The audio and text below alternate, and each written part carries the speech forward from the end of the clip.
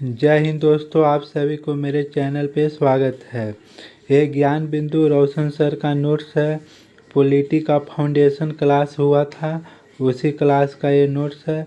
अगर आप BPSC, UPSC या एएसआई, एसआई या कांस्टेबल या कोई और अदर एग्ज़ाम का अगर प्रिपरेशन करते हैं तो आप इस नोट्स को ज़रूर पढ़िएगा। तो चलिए अपना क्लास के ओर चलते हैं। तो आज का चैप्टर नंबर 1 होने वाला है। क्या चैप्टर नंबर 1, जिसका नाम है संविधान के इतिहास पृष्ठभूमि। तो चलिए हम शुरुआत करते हैं। तो सबसे पहले इसका इंट्रोडक्शन क्या है। 1600 ईस्वी में स्थापित ब्रिटिश ईस्ट इंडिया कंपनी व्यापार करने के लिए भारत आई। उस समय भारत के मुगलों का शासन था। मुगल बादशाहों से अनुमति लेकर ब्रिटिश ईस्ट इंडिया कंपनी ने भारत में व्यापार करना प्रारंभ किया। धीरे धीरे कंपनी अपने व्यापार करने को पूरे भारतवर्ष में फैलाने का काम किया। दोस्तों, जब ब्रिटिश ईस्ट इंडिया कंपनी 1600 ईस्वी में स्थापित हुआ था, उस समय भारत का कौन था शासन? मुगलों का शासन था। जब मुगलों के शासन था तो जब भारत में कंपनी आई तब मुगलों से राय लेकर वो अपना कंपनी को शुरुआत किया और धीरे धीरे पूरे भारतवर्ष में अपना कंपनी को फैला लिया। नेक्स्ट क्वेश्चन है, नेक्स्ट चलते हैं। तो 1707 ईस्वी में मुगल बादशाह औरंगजेब के निधन होने के बाद भारत में फैले राजनीतिक अस्थिरता का लाभ ब्रिटिश ईस्ट इंडिया कंपनी ने उठाया और धीरे धीरे भारत की राजनीतिक में हस्तक्षेप करना शुरुआत कर दिया। दोस्तों, जब मुगल शासक 1707 में मुगल शासक औरंगजेब 1707 में निधन हुआ, उसके बाद कोई ऐसा मुगल नहीं था जो पूरे भारत को उस शासन से चला सके। तो धीरे धीरे उसी का लाभ उठाकर ब्रिटिश ईस्ट इंडिया कंपनी ने भारत के राजनीतिक में हस्तक्षेप करना शुरुआत कर दिया था। 1757 ईस्वी में अंग्रेजी ईस्ट इंडिया कंपनी ने रॉबर्ट क्लाइव के नेतृत्व में प्लासी का युद्ध बंगाल में के नवाब सिराजुद्दौला को पराजित कर भारत में राजनीतिक प्रभुसत्ता की स्थापना की। 1757 में एक युद्ध हुआ था जिसको हम लोग प्लासी का युद्ध बोलते हैं। उस युद्ध में ब्रिटिश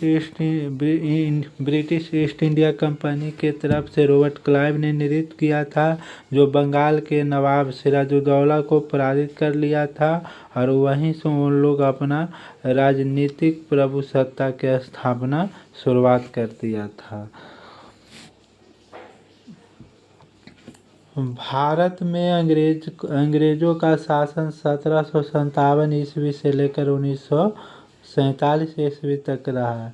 इस अवधि के दौरान अंग्रेजों ने भारत में 2 रूपों में शासन किया। जब अंग्रेजों का शासन 1757 ईस्वी से लेकर 1947 ईस्वी तक रहा, उस दौरान अंग्रेजों ने भारत को 2 रूपों में शासन किया।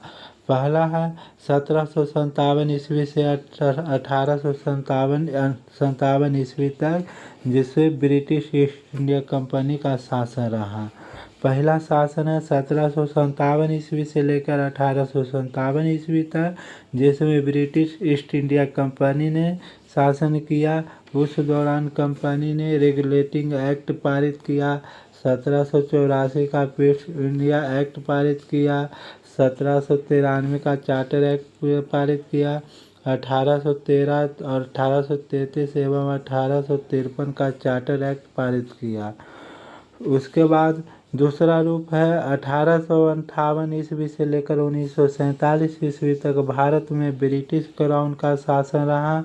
ब्रिटिश क्राउन के शासन के दौरान 1858 का भारत परिषद अधिनियम, 1861 का भारत का परिषद अधिनियम, 1892 का भारत का परिषद अधिनियम, 1909, 1919 और 1935 का भारत शासन अधिनियम तथा 1947 का भारतीय स्वतंत्रता अधिनियम पारित हुआ।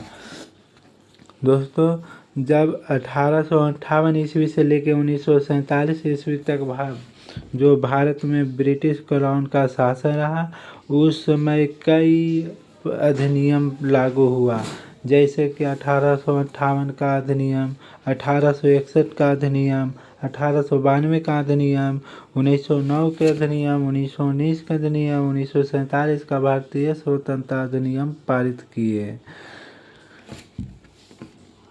1764 में बक्सर का युद्ध हुआ, जिसकी समाप्ति 1765 में हुए इलाहाबाद के संधि के तहत हुई।